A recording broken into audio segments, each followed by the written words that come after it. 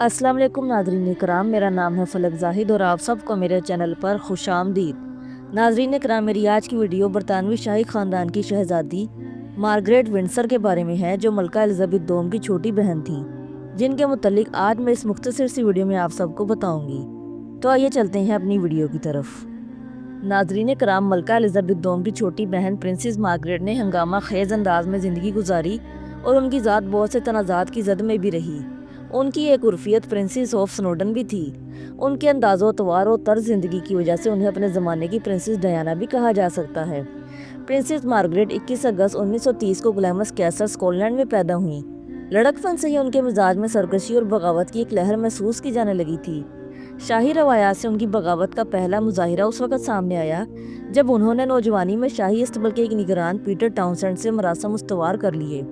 اس scandal کے باعث شاہی خاندان کے وقار کو خاصا دھچکا لگا، لیکن آگے چل کر ان کے اس سے بھی کہیں زیادہ رسواکن اسکینڈلز مشہور ہوئے۔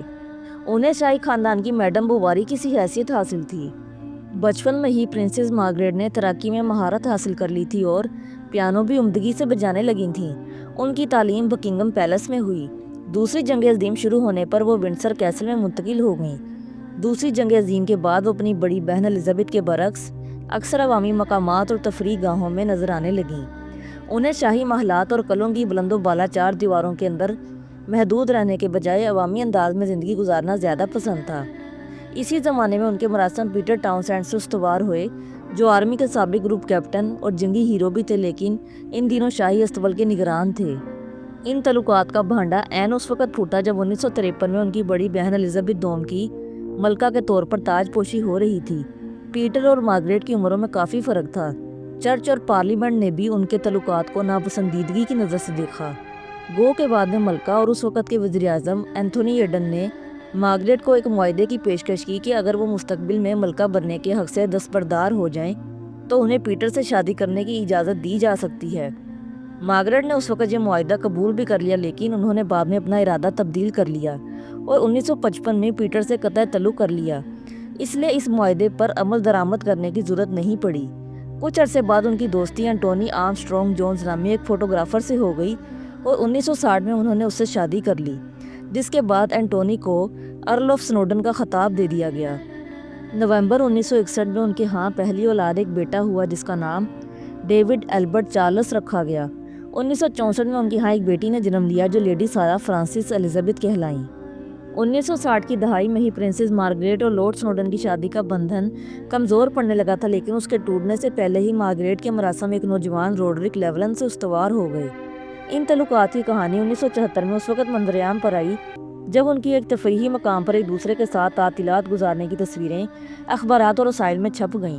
ان میں ایسی تصاویر بھی شامل تھیں جن میں وہ موٹر بوٹ کے عرصے پر مختصر لباس میں لیٹی دکھائی دے رہی تھیں۔ میڈیا نے اس معاملے کو کافی اچھالا۔ ان کے بارے میں یہ تاثر عام ہو چکا تھا کہ ان کی خواہشات بے لگام تھیں۔ آخر 1978 میں مارگریٹ اور ان کے شوہر کے درمیان طلاق ہو گئی۔ اس وقت تک یہ 400 سال کے دوران شاہی خاندان میں ہونے والی پہلی طلاق تھی۔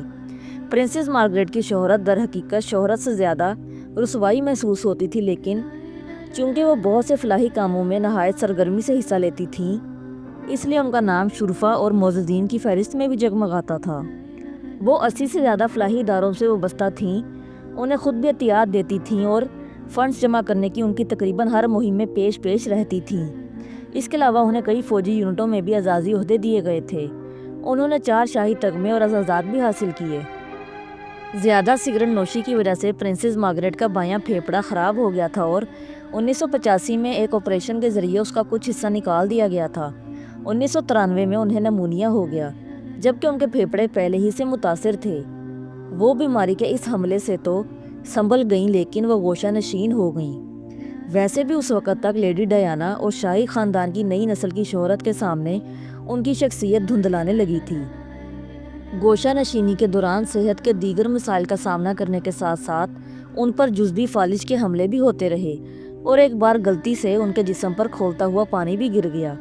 ان کی شخصیت، جو جوانی میں حسن و دلکشی کا ایک نادر نمونہ تھی، مرجھائے ہوئے پھول سے بھی بدتر ہو گئی۔